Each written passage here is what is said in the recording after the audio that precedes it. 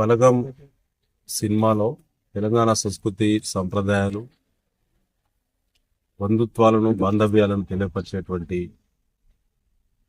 Acting చేసి చరిత్రను మరొకసారి సమాజానికి తెలియపరిచినటువంటి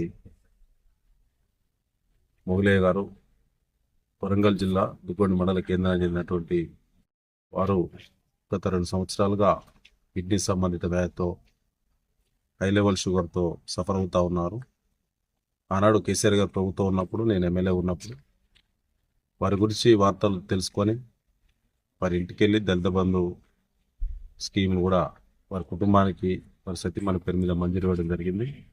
ఆర్థికపరమైనటువంటి సహకారం ప్రభుత్వం ద్వారా అనేక పద్ధతిలో అందించి చాలా రోజులు ట్రీట్మెంట్ కూడా చేయడం జరిగింది.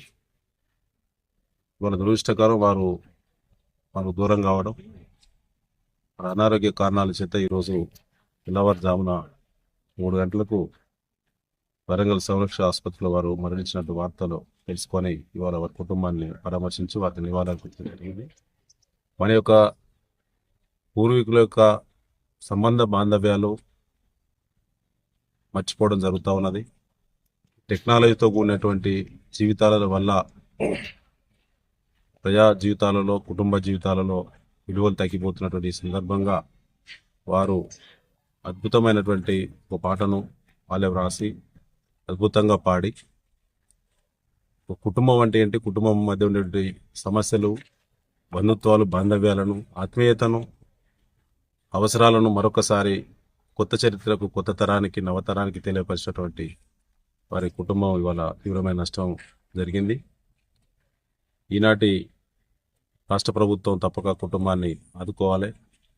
ఆ కుటుంబానికి తప్పకుండా కూడా ఆర్థిక సహకారాన్ని ప్రత్యేకంగా అందించాలి. వారి సతీమణి ఒంటరైంది. కుటుంబం బ్రతకాలంటే కడు బీద కుటుంబం కాబట్టి 25 లక్షల రూపాయల ఎక్స్గ్రేషియా కుటుంబానికి ఆర్థిక సహకారాన్ని అందించాలని చెప్పి డిమాండ్ చేస్తాం.